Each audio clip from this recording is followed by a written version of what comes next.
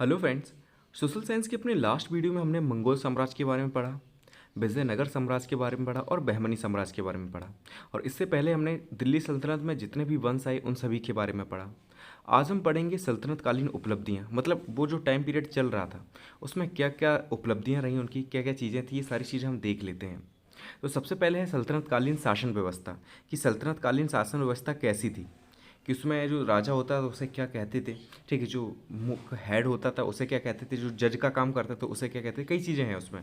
ठीक है, तो सबसे पहला पॉइंट है कि केंद्रीय प्रशासन का जो मुखिया होता था सल्तनतकालीन, जो सल्तनत काल चल रहा था आपका, जो दिल्ली सल्तनत थी उसमें जो केंद्रीय प्रशासन का मुखिया होता था उसे सुल्तान कहते थे। ठीक है, मतलब जो राजा है उसे हम क्या कहेंगे, सुल्तान कहेंगे। और ये क्या होता है, तो केंद्र जो प्रशासन होता है उसका जो केंद्र होता है उसका ये मुखिया होता है सबसे बड़ा। ठीक है, तो उसे सुल्तान कहते हैं। दूसरा, सुल्तान ही सेना का प्रधान तथा कानून व न्याय की व्यवस्था का दायित्व भी इसी पर था। मतलब देखा जाए अगर न्याय की जो व्यवस्था का जो दायित्व है, ठीक है, उत्तरदायित्व, जैसे आज के समय में जज जो काम करते हैं वो पहले कौन करता था, तो सुल्तान करता था। ठीक है, और जो सेना का प्रधान होता था, मतलब जो सेना है उसका एक प्रधान होता है, ठीक है, सेनापति। लेकिन उन सभी का हेड कौन होता है, तो वो भी सुल्तान होता है। ठीक है, तो ये भी चीज़ याद रखना कि जो सल्तनत काल चल रहा था उसमें केंद्रीय प्रशासन का मुखिया सुल्तान होता था, सुल्तान ही सेना का प्रधान होता था तथा कानून व न्याय की व्यवस्था का उत्तरदायित्व भी इसी पर था। ठीक है, दो पॉइंट हो गए। तीसरा पॉइंट है कि दिल्ली सल्तनत अनेक प्रांतों में बटा था, जिसे इक्ता कहा जाता है। इक्ते के अधिकारी को इक्तादार, नायाब, मुक्ति, बली आदि कहा जाता था।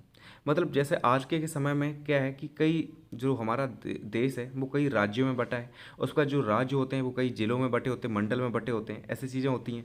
तो वैसे ही पहले था, जो दिल्ली सल्तनत चल रही थी उसमें क्या था कि जो देश था वो अनेक प्रांतों में बटा था, और इन प्रांतों को इक्ता कहते थे हम लोग। और जो इक्ते का अधिकारी होता था, मतलब जो हेड होता था, एक इक्ता किसके अधिकार में है, तो वो क्या कहलाता है व्यक्ति, तो वो इक्तादार कहलाता है, या नायाब कहलाएगा, या मुक्ति कहलाएगा, या बली कहलाएगा। ठीक है, ये इन्हीं के नाम है।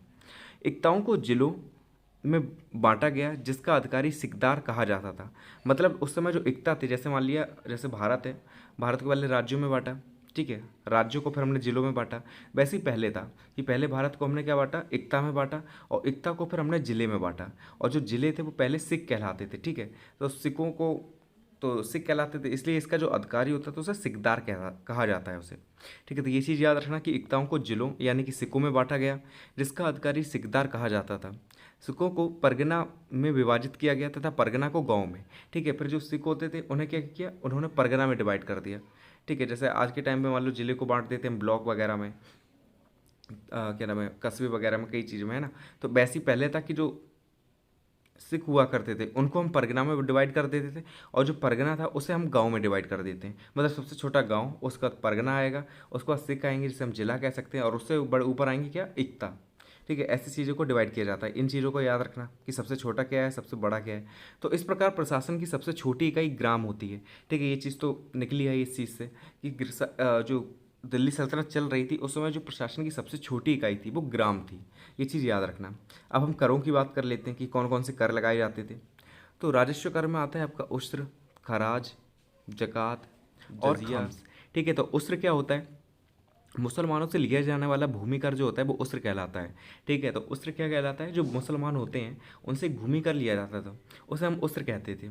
खराज किसे कहते हैं, जो गैर मुसलमानों हैं, गैर मुसलमानों से भूमि कर लिया जाता है उसे खराज कहते हैं। गैर मुसलमानों में आपके हिंदू आ जाएंगे, सिख आ जाएंगे, ठीक है, और या अदर जो भी हैं वो आ जाएंगे, अदर धर्म वाले।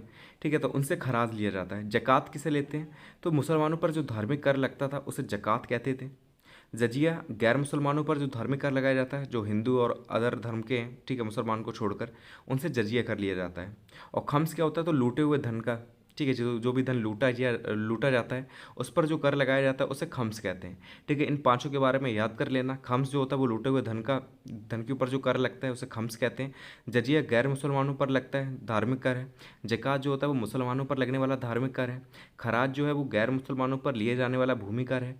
उस्र जो है आपका वो मुसलमानों से लिए जाने वाला भूमि कर है। ठीक है, तो पांच चीज़ें हैं, पांच कर हैं, इनके बारे में याद कर लेना चाहिए। तो अब हम विभाग देखेंगे और उन्हें बनाने वाले सुल्तान देखेंगे कि कौन से सुल्तान ने कौन से विभाग की स्थापना की। तो पहला है आपका दीवान मुक्त खराज।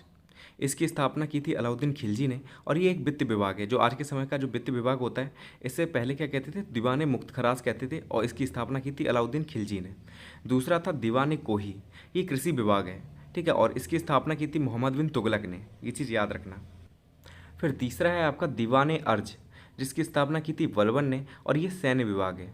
ठीक है, तो दीवान अर्ज क्या है, सैन्य विभाग है, और इसकी स्थापना की थी बलबन ने। फिर है दीवान बंदगान, जो दासों के लिए बनाया था, और दीवान खैरात, जो दान देने के लिए बनाया था, जो गरीब वगैरह थे। ठीक है, इन दोनों की स्थापना की थी फिरोज शाह तुगलक ने, ये चीज़ याद रखना। दीवान बंदगान जो दास के लिए था, और दीवान खैरात जो दान वगैरह देने के लिए था, ये दोनों की स्थापना की थी फिरोज शाह तुगलक ने। दीवान अर्ज की स्थापना की थी बलबन ने, जो सैन्य विभाग है। दीवान कोही की स्थापना की थी मोहम्मद बिन तुगलक ने, जो कृषि विभाग से संबंधित है। और दीवान मुक्त खराज की स्थापना की थी आपके अलाउद्दीन खिलजी ने, जो कि एक वित्त विभाग है। ठीक है, ये 5 विभाग हैं, इन्हें अच्छे से याद कर लेना आप।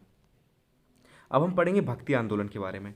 जब दिल्ली सल्तनत चल रही थी उसमें भक्ति आंदोलन कैसे अपनी चरम सीमा पर पहुंचा था, उन सभी के बारे में हम पढ़ेंगे। तो भक्ति आंदोलन हिंदुओं का सुधारवादी आंदोलन था। इसमें ईश्वर के प्रति असीम भक्ति, ईश्वर की एकता, भाईचारा, सभी धर्मों की समानता तथा जाति व कर्मकांडों की निंदा की गई। ठीक है, जब भक्ति आंदोलन चलाया गया तो भक्ति आंदोलन में किस चीज़ पर फोकस किया गया, तो हिंदुओं का ये एक सुधारवादी आंदोलन था। ठीक है, कि कैसे हिंदू धर्म में सुधार किया जा सकता है, कई उसमें कमियां आ गई थी, तो उनमें कैसे सुधार किया जा सकता है, इसलिए भक्ति आंदोलन चलाया गया था। इसमें ईश्वर के प्रति असीम भक्ति, ईश्वर की एकता, भाईचारा, सभी धर्मों की समानता तथा जाति व कर्मकांडों की निंदा की गई। भक्ति आंदोलन का जो आरंभ हुआ वो दक्षिण भारत में 7वीं से 12वीं शताब्दी के मध्य में हुआ, जिसका उद्देश्य नयनार व अलवार संतों के बीच विवाद समाप्त करना था। ठीक है, तो भक्ति आंदोलन का जो टाइम पीरियड था वो कब शुरू हुआ था, तो वो दक्षिण भारत में स्टार्ट हुआ 7वीं शताब्दी से लेकर और 12वीं शताब्दी के मध्य में, और जिसका मुख्य उद्देश्य था जो नयनार व अलवार संत थे इनके बीच में एक विवाद था उसे समाप्त करना। अब भक्ति आंदोलन के प्रमुख संत कौन थे उनके बारे में देख लेते हैं। तो भक्ति आंदोलन के प्रमुख संतों में पहले थे रामानुजाचार्य, दूसरे थे रामानंद जो कि रामानुजाचार्य के शिष्य थे, तीसरे थे आपके कबीर जो कि सिकंदर लोदी जब उसका टाइम पीरियड चल रहा था तो उसी के समकालीन थे ये कबीर। और इनकी रचना कौन सी थी, तो साकी सबद रामायणी, काफ़ी इंपॉर्टेंट है, कई बार एग्जाम में आती तो याद कर लेना कि साकी सबद रामायणी कबीर ने ही लिखी थी, इनकी रचना थी, और ये रामानंद के शिष्य थे। ठीक है, तो रामानुजाचार्य के शिष्य कौन थे, रामानंद, और रामानंद के शिष्य थे आपके कबीर। ये प्रमुख संत थे भक्ति आंदोलन। उसके बाद हैं आपके रैदास, जिन्हें हम रविदास के नाम से भी जानते हैं, ये रामानंद के ही शिष्य थे। दादू, गुरु नानक, चैतन्य स्वामी, वल्लभाचार्य, मीराबाई, सूरदास जो कि अकबर व जहांगीर के समकालीन थे, और तुलसीदास जो कि अकबर के समकालीन। भक्ति आंदोलन के प्रमुख संत थे। अब हम देखेंगे भक्ति आंदोलन की कौन सी विशेषताएं हैं। ठीक है, क्या क्या विशेषताएं रही भक्ति आंदोलन की। पहला था एकेश्वर के प्रति निष्ठा, मतलब एक ईश्वर है इसके प्रति निष्ठा होनी चाहिए।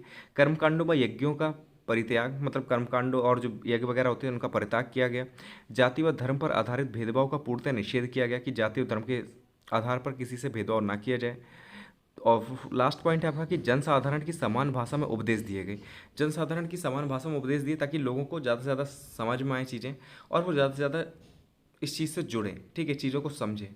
पहले होता क्या था कि संस्कृत में देते थे लेकिन लोगों को संस्कृत नहीं आती, हिंदी आती, तो उन्हें इतनी अच्छे से चीज़ें क्लियर नहीं होती, वो उससे अच्छे से नहीं जुड़ पाते थे। लेकिन फिर क्या हुआ, जनसाधारण की समान भाषा का प्रयोग किया गया। तो ये थी भक्ति आंदोलन की विशेषताएं। अब हम देखते हैं सूफी आंदोलन के बारे में। सूफी आंदोलन भी भक्ति आंदोलन की तरह ही मध्यकाल में अपने प्रभावी रूप में आया। सूफी आंदोलन में भी भक्ति आंदोलन की तरह किसी नए धर्म की स्थापना न करके इस्लाम का ही शांतिपूर्ण अभियान था। मतलब सूफी आंदोलन किसने चलाया, तो ये भी एक तरीके का भक्ति आंदोलन की तरह ही चलाया गया था मध्यकाल में, लेकिन ये क्या था, ये मुस्लिम धर्म से जुड़ा हुआ था। ठीक है, जो मुस्लिम धर्म है उससे ये जुड़ा हुआ था। तो सूफी आंदोलन भी भक्ति आंदोलन की तरह ही मध्यकाल में अपने प्रभावी रूप में आया। सूफी आंदोलन में भी भक्ति आंदोलन की तरह किसी नए धर्म की स्थापना न करके इस्लाम का ही शांतिपूर्ण अभियान चलाया गया। दोनों ही आंदोलनों का उद्देश्य अपने धर्म की बुराइयों व अंधविश्वासों को समाप्त करना था तथा विश्व बंधुत्व के उच्च आदर्शों पर चलने के लिए उपदेश देना था। ठीक है, तो ये सूफी आंदोलन हो गया। उद्देश्य दोनों में सेम ही थे कि जो बुराइयां हैं उन्हें दूर करना है, जो अंधविश्वास है उन्हें समाप्त करना है, और भाईचारे की भावना को उत्पन्न करना है, समानता की भावना को उत्पन्न करना है, ये सारी चीज़ें थी। ठीक है, तो ये चैप्टर आपका यहीं पर कंप्लीट होता है और इसी के साथ आपकी हिस्ट्री भी कंप्लीट हो गई है। ठीक है, ज़्यादा कुछ नहीं है इस चैप्टर में, आप अच्छे से पढ़ लें। अब हम नेक्स्ट वीडियो में मिलेंगे ज्योग्राफी के साथ। Thank you so much for watching.